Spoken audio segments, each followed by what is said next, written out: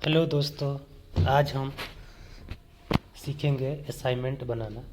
UPRTOU से जो एकल विषय से हम ग्रेजुएशन या BA या BSc करते हैं, तो हम असाइनमेंट कैसे लिखेंगे, क्या लिखेंगे, कहाँ से लिखेंगे, ये आज हम जानेंगे। तो ये असाइनमेंट जो है उत्तर प्रदेश राजर्षि टंडन मुक्त विश्वविद्यालय प्रयागराज से BA करने वाले, एक सब्जेक्ट से BA करने वालों के लिए है।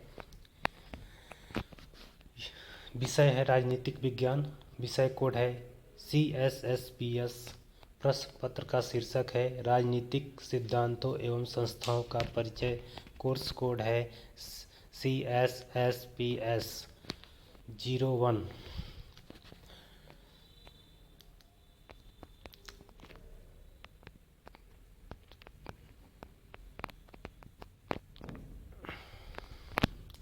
तो हम प्रश्न जो है कहाँ से मिलेगा, जो असाइनमेंट लिखेंगे तो वो प्रश्न हमें कहाँ से मिलेगा, कैसे मिलेगा। तो प्रश्नों को हम साइट के माध्यम से ढूंढ लेंगे, सर्च कर लेंगे। UPRTO के साइट पे हमें क्वेश्चन जो है मिल जाएगा कि किस सब्जेक्ट का क्या क्वेश्चन है। साइट से हमें ऐसे ही इसका PDF मिलेगा। प्रश्नों का जो प्रकार है दो भागों में बटा होता है।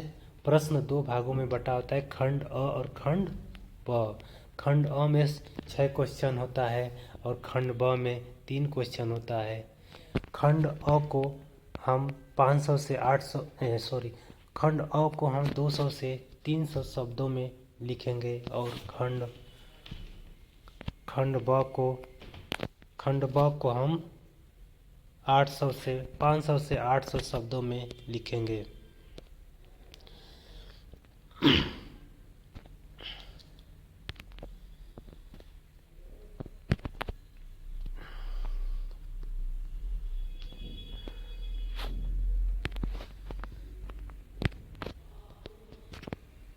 तो खंड अ में हमारा पहला क्वेश्चन क्या है? खंड अ में हमारा पहला क्वेश्चन है राज्य के व्यक्तिवादी सिद्धांतों की विवेचना कीजिए। राज्य के व्यक्तिवादी सिद्धांतों की विवेचना कीजिए।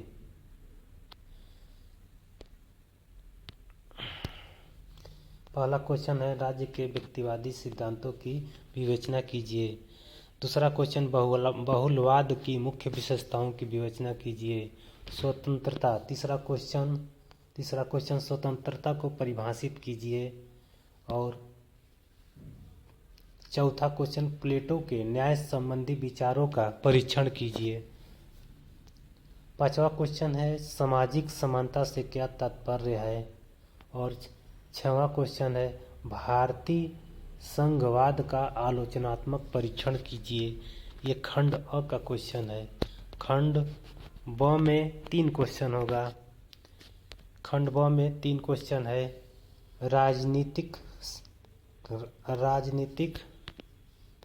राजनीति विज्ञान के व्यवहारवादी उपागम की क्या विशेषताएं हैं, इसकी सीमाओं की विवेचना कीजिए। 8वां क्वेश्चन है ऑस्टिन के संप्रभुता सिद्धांत का आलोचनात्मक परीक्षण कीजिए। 9वां क्वेश्चन है विधि की परिभाषा दीजिए और कानून के विभिन्न स्रोत क्या हैं। तो हम पहला क्वेश्चन लिखेंगे। और आपको जो है जब आप एडमिशन लेंगे तो आपको असाइनमेंट लिखने के लिए कॉपी दी जाएगी। असाइनमेंट को कॉपी जो है इस प्रकार रहेगा। असाइनमेंट को कॉपी इस प्रकार आएगा, आप देख सकते हैं दोस्तों। ऐसे आप लिख लेंगे, इसको भर लेंगे। अध्ययन केंद्र जमा करने की तिथि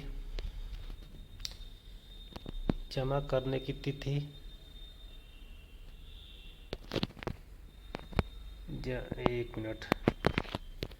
जमा करने की तिथि आप भर सकते हैं यहाँ पे।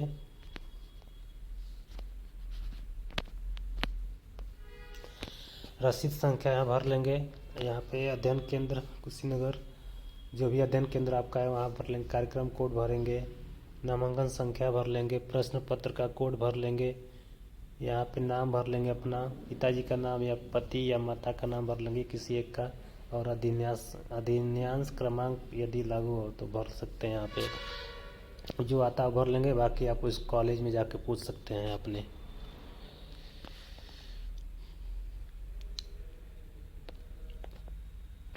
तो हम पहला क्वेश्चन पे चलेंगे। पहला क्वेश्चन कैसे लिखे हैं, क्या लिखे हैं। पहला क्वेश्चन है हमारा, राज्य के व्यक्तिवादी सिद्धांत की विवेचना कीजिए। राज्य के व्यक्तिवादी सिद्धांत की विवेचना कीजिए।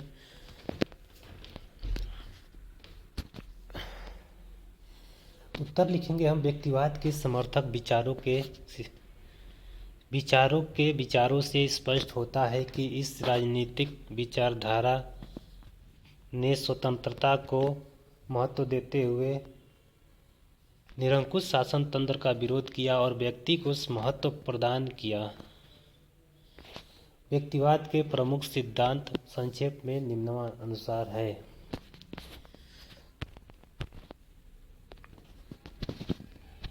पहला क्या है, जो व्यक्तिवाद के प्रमुख सिद्धांत,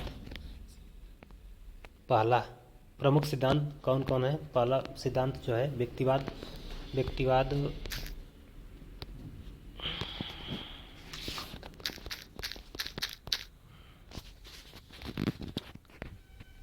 व्यक्तिवाद राज्य को एक आवश्यक बुराई मानता है।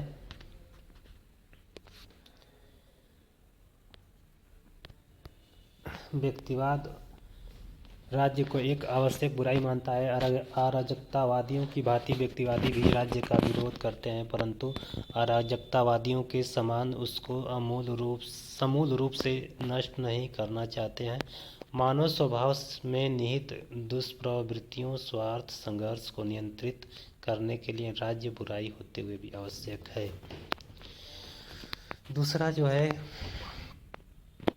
दूसरा प्रमुख सिद्धांत क्या है, व्यक्तिवादी राज्य को साधन तथा व्यक्ति को साध्य मानते हैं। व्यक्ति के लिए राज्य है, न कि व्यक्ति राज्य के लिए।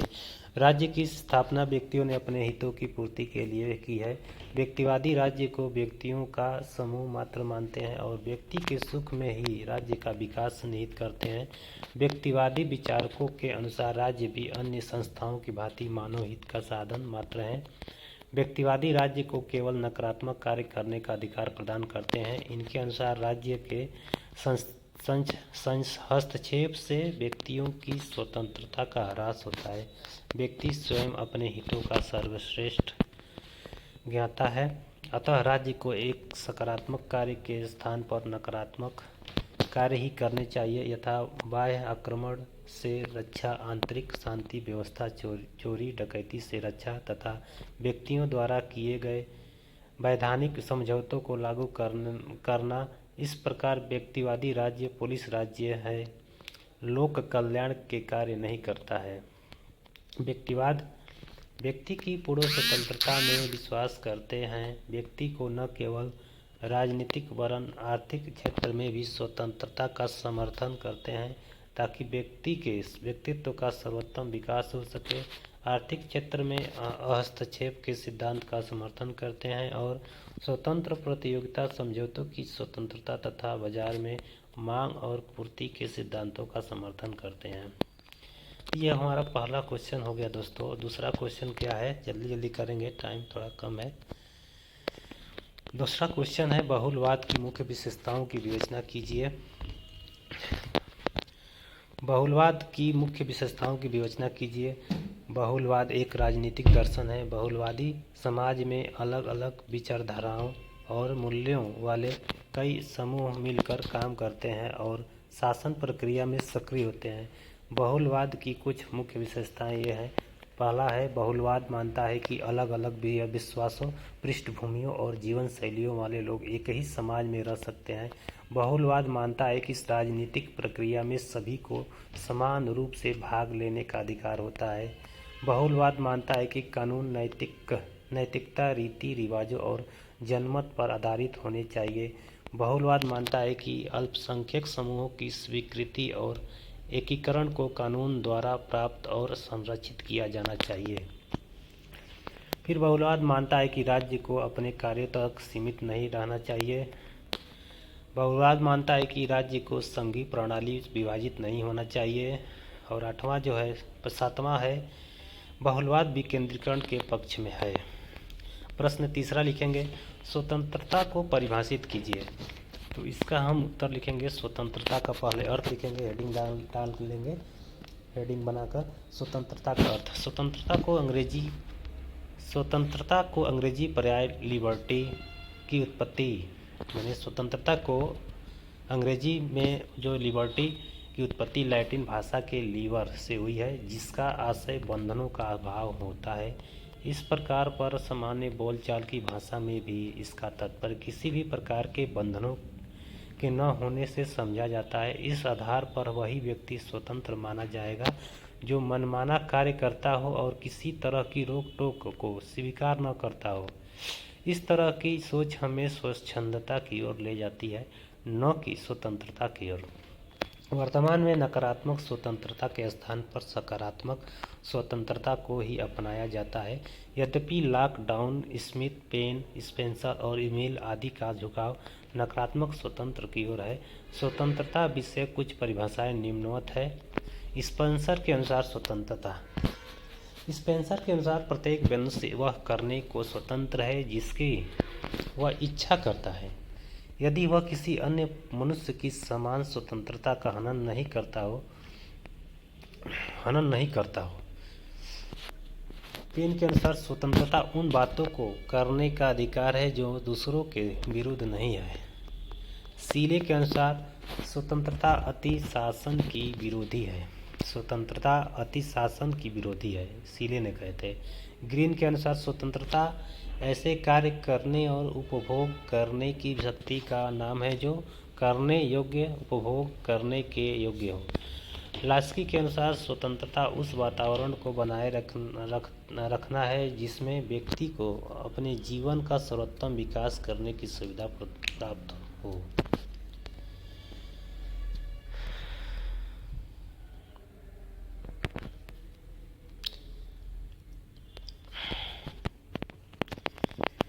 क्वेश्चन 4 लिखेंगे, प्लेटो के न्याय संबंधी विचारों का परीक्षण। तो लिखा, प्लेटो के न्याय संबंधी विचारों का परीक्षण इस प्रकार किया जा सकता है।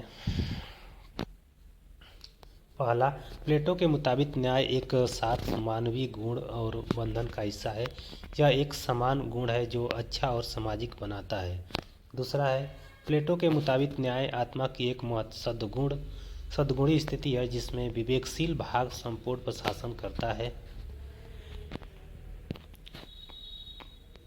तीसरा है, प्लेटो के मुताबिक मनुष्य को वही कार्य करना चाहिए जो उसके लिए उपयुक्त हो।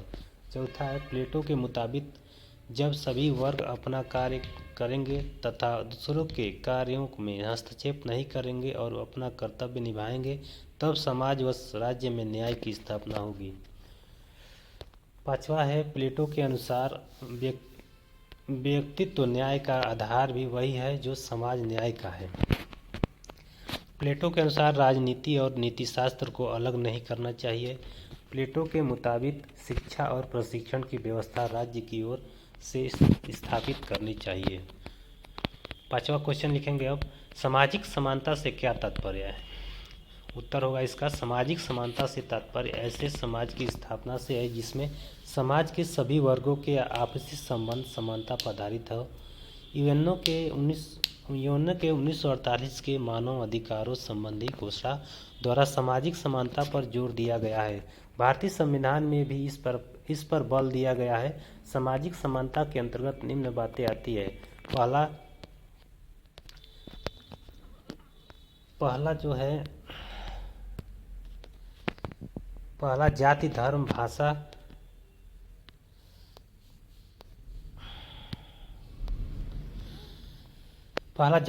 भाषा रंग व रूप आदि के आधार पर कोई भेदभाव न किया जाए। दूसरा, व्यवहार में स्त्री और पुरुषों की समान जनक स्थिति समान हो।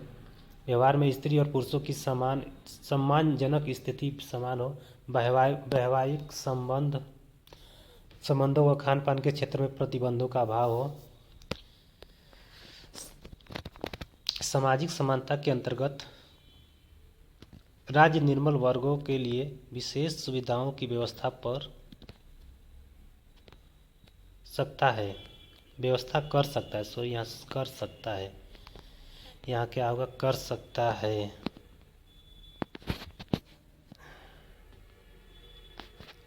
व्यवस्था यहाँ कर सकता है। चौथा है पुरुषों और महिलाओं के समान काम करने के लिए समान वेतन मिले। पांचवा है सभी लोगों को सम्मानजनक स्थिति और व्यवहार मिले। सभी लोगों के साथ कानून के तहत समान व्यवहार किया जाए।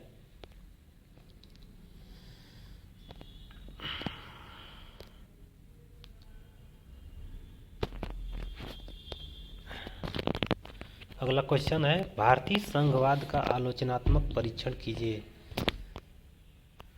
उत्तर लिखेंगे इसका, भारतीय संघवाद को लेकर कुछ आलोचनात्मक विचार इस प्रकार हैं। भारत में संघवाद का अभ्यास प्रशासनिक ढांचे के बावजूद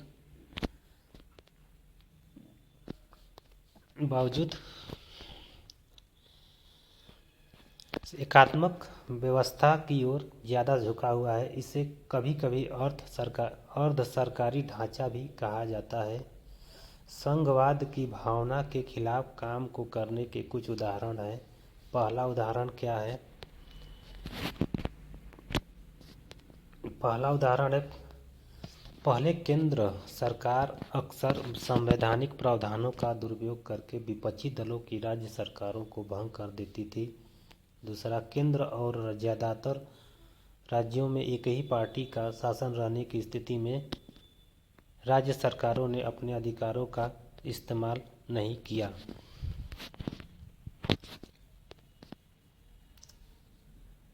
भारतीय संघवाद के बारे में कुछ और बातें हैं, उनको जो हम लिखेंगे। दूसरा है, भारतीय संविधान के अनुच्छेद 1 में कहा गया है कि भारत राज्यों का संघ होगा। ठीक है। तीसरा है, संघवाद के जरिए सामाजिक, सांस्कृतिक और आर्थिक क्षेत्रों में विविधता के बीच सामान्य कल्याण का लक्ष्य हासिल किया जाता है। चौथा है, संघीय प्रणाली में सरकार के अलग अलग स्तरों के बीच संसाधनों और अवसरों का समान वितरण सुनिश्चित किया जाता है।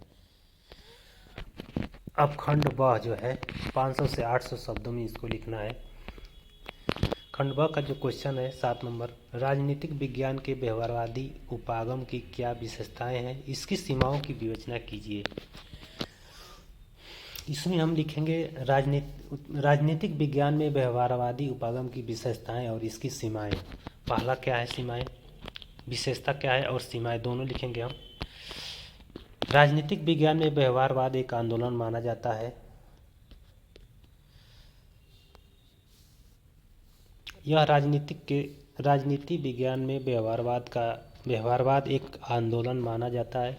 यह राजनीति के पारंपरिक अध्ययन से हटकर सामाजिक विज्ञान के तरीकों की ओर बढ़ा है। व्यवहारवादियों का मानना था कि औपचारिक अध्ययन से राजनीति विज्ञान मजबूत होगा और पूर्वाग्रह से कम प्रभावित होगा। तीसरा, व्यवहारवादियों ने राजनीति को एक प्रणाली के रूप में देखा और मात्रात्मक विश्लेषण पर जोर दिया। चौथा, व्यवहारवादियों ने अनुसंधान की पद्धतियों और उपकरणों को विकसित करने में अहम योगदान दिया। चौथा, व्यवहारवाद ने राजनीतिक अध्ययन में मूल्यों को तरजीह देने का विरोध किया। और छठवां है, व्यवहारवादियों को मात्रात्मक सर्वेक्षण और चुनावी डेटा की जरूरत थी जो कई देशों में उपलब्ध नहीं थे। व्यवहारवादियों के निष्कर्षों ने कुछ नया नहीं दिखाया बल्कि पहले से मौजूद निष्कर्षों को दोहराया। नेक्स्ट है 8वां, व्यवहारवादी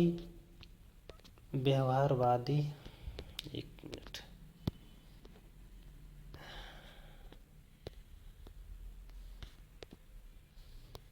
व्यवहारवाद राजनीति विज्ञान में एकमात्र पद्धति नहीं बन पाया।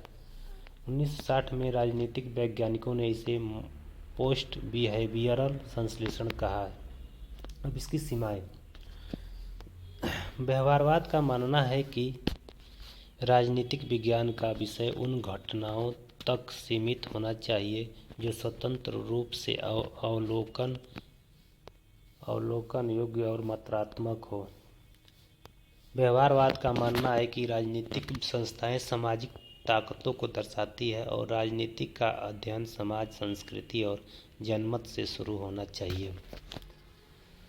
व्यवहारवाद ने राजनीति अध्ययन में मूल्यों को तरजीह देने का विरोध किया।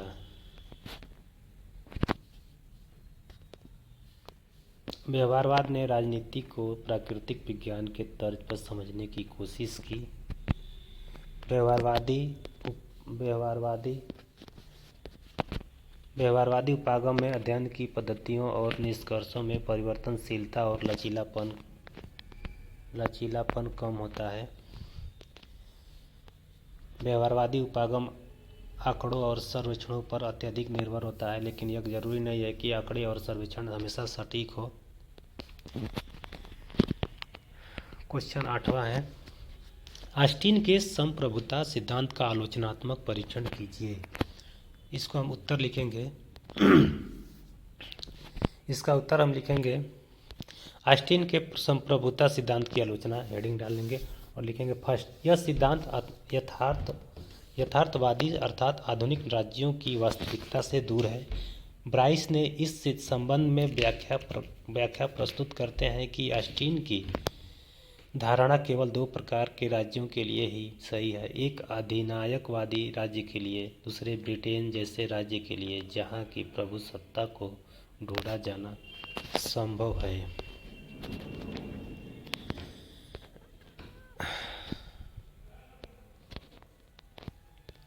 दूसरा, एकलवादी सिद्धांत। एकलवादी सिद्धांत द्वारा दी गई कानून की परिभाषा तर्क संगत नहीं है। कानून की परिभाषा में शक्ति तत्व को अधिक प्रधानता दी गई है।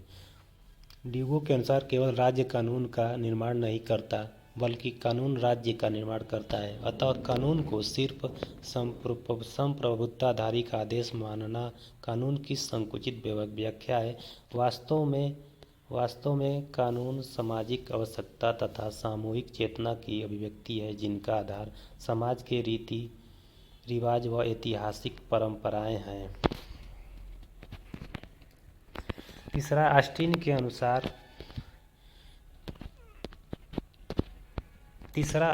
के अनुसार प्रभुसत्ता असीम तथा निरंकुश है। इस पर बाहरी व आंतरिक प्रतिबंधों का अभाव है, जबकि वस्तुतः प्रभुत्वधारी राजनीति व ऐतिहासिक सीमाओं से बंधा रहता है। आंतरिक रूप से संप्रभु जनता के अधिकारों से, रीति रिवाजों से, ऐतिहासिक परंपराओं से सीमित होता है, जबकि ऑस्टिन यह मानता है कि रीति रिवाजों व दैवी कानून राज्य द्वारा निर्मित कानून से न तो ऊपर होते हैं और न ही स्वतंत्र होते हैं। चौथा, ऑस्टिन की यह मान्यता है कि प्रभुसत्ता अविभाज्य है और इसके विभाजन का अर्थ है प्रभुसत्ता का समाप्त हो जाना, और यह मान्यता भी अपने आप में त्रुटिपूर्ण है। ऑस्टिन के लिए विघटित या विभाजित संप्रभुता अपने आप में विरोधाभास है, जबकि आधुनिक युग में यह एक राजनीति वास्तविकता है। राज्य में भी प्रभुसत्ता सरकार के 3 अंगों व्यवस्थापिका, कार्यपालिका, न्यायपालिका में विभाजित प्रतीत होती है। अतः यह कहा जाना कि संप्रभुता व अविभाज्य है, राजनीति यथार्थ के परे की मान्यता है। राजनीति वास्तविकता ठीक इस मान्यता के विपरीत है और उस सीमा तक ऑस्टिन की व्याख्या एकांकित त्रुटिपूर्ण मालूम पड़ती है। लास्ट क्वेश्चन बचा है। लास्ट क्वेश्चन हम लिखेंगे, विधि की परिभाषा दीजिए, कानून के विभिन्न स्रोत क्या हैं। लॉ, विधि। विधि की परिभाषा दीजिए। कानून के विभिन्न स्रोत क्या हैं? इसका उत्तर हम लिखेंगे।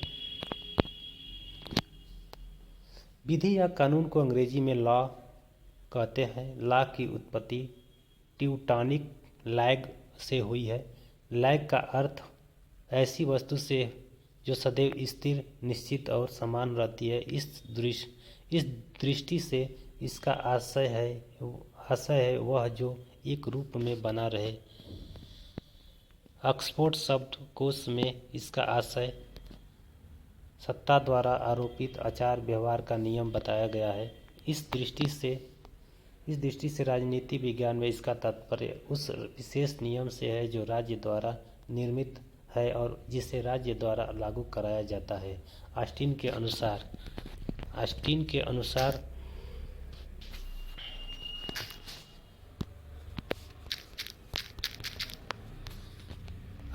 के अनुसार विधि संप्रभु की आज्ञा है। हाइलैंड के अनुसार कानून मनुष्यों के बाह्य कार्यों के साधारण नियम है जो राज्य सत्ता द्वारा कार्यान्वित किए जाते हैं। साल्बंड के अनुसार विधि नियमों का वह समूह है जिसे राज्य मान्यता देता है और न्याय व्यवस्था के प्रशासन में लागू करता है। कानून के विभिन्न स्रोत। रीति रिवाज। पहला, रीति रिवाज समाज में प्रचलित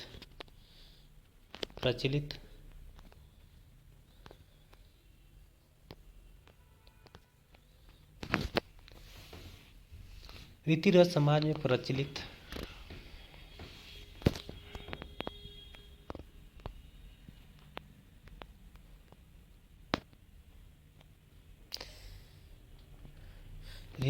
समाज में प्रचलित निम्नलिखित है जो धीरे धीरे विकसित हुए हैं। इनके साथ साथ समाज का नैतिक बल होता है और इन्हीं से सामाजिक संगठन नियंत्रित होता रहा है।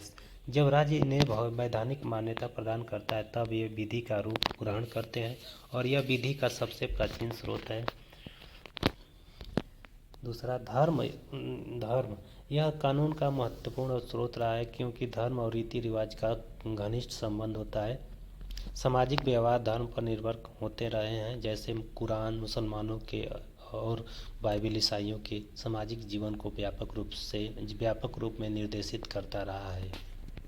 थोड़ा तेज पढ़ें दोस्तों, गलती हो सॉरी, क्षमा कीजिएगा। न्यायालय के निर्णय। जब रीति रिवाजों और धार्मिक परंपराओं से लोगों के विवादों का समाधान नहीं हो पाता तब न्यायालय की बुद्धि की आवश्यकता पड़ी। उनके द्वारा लिए गए निर्णय न्यायिक दृष्टांत बन गए। इन नियमों के कारण कभी कभी पुराने कानूनों का शोधन भी करना पड़ा है। इस तरह विधि के निर्माण में इनकी भी भूमिका है। और चौथा, औचित्य। इक्विटी का अर्थ है समानता से है। इस दृष्टि से जब न्याय का समान पालन होता है तब उसे औचित्य कहा जाता है। यह अद्यपि न्यायिक निर्णय का ही एक रूप है, किंतु दोनों में अंतर यह है कि जहाँ न्यायिक निर्णय में विद्यमान कानून की व्यवस्था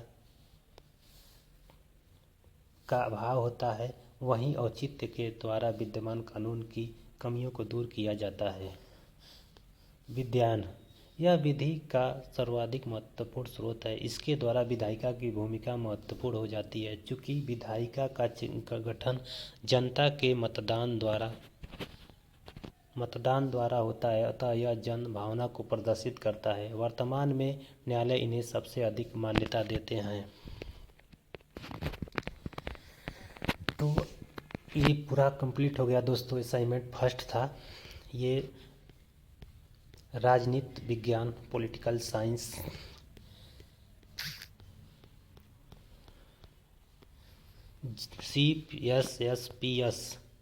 CSSPS का फर्स्ट असाइनमेंट था। फर्स्ट ईयर में तीन हमको असाइनमेंट बनाना होगा। CSSPS 01, CSSPS 02, CSSPS 03। ये CSSPS 01 था। ऐसे ही हम CSSPS 02 लाएंगे अगले वीडियो में। उसको भी हम अच्छे से अभी अच्छे से लिखेंगे और उसके बाद हम ये वीडियो अपलोड कर देंगे दोस्तों। आपके लिए थोड़ा भी लाभ होगा तो हमें एक बार ज़रूर बताइएगा। देखिए एक बार आप लोग देख लीजिए बढ़िया से। देखिए दोस्तों, ये क्वेश्चन है, उसके बाद ये कॉपी है। कॉपी को आप लोग इस प्रकार देख लीजिए, भर लीजिएगा जो भी भरना है। और इसके बाद क्वेश्चन आएगा, क्वेश्चन के बाद इसके नीचे उत्तर। क्वेश्चन ये था पहला, राज्य के व्यक्तिवादी सिद्धांत की विवेचना, इसको लिखेंगे, लिखते स्क्रॉल करते जाएंगे ऊपर।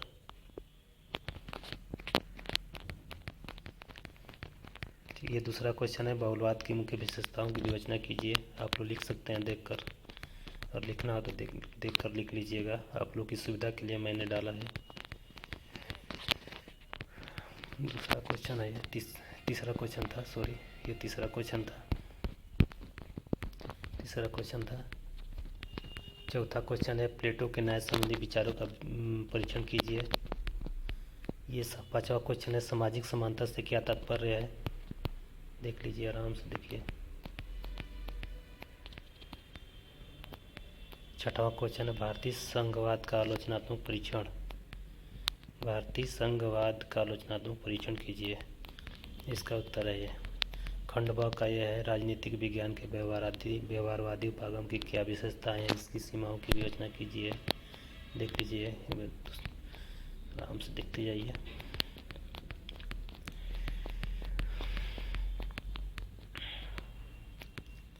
ये आठवां क्वेश्चन है, ऑस्टिन के संप्रभुता सिद्धांत का आलोचनात्मक परीक्षण कीजिए।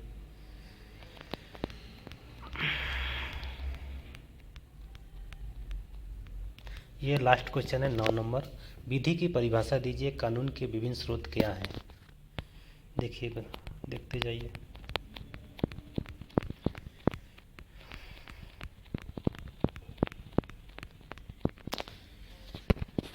ठीक है दोस्तों, तब हम यहीं अपना बात ख़त्म करते हैं। ये फर्स्ट ईयर का असाइनमेंट है राजनीति विज्ञान का, यहीं पे ख़त्म होता है। CSSPS02 का असाइनमेंट अगले वीडियो में हम अपलोड करेंगे। Thank you, bye bye.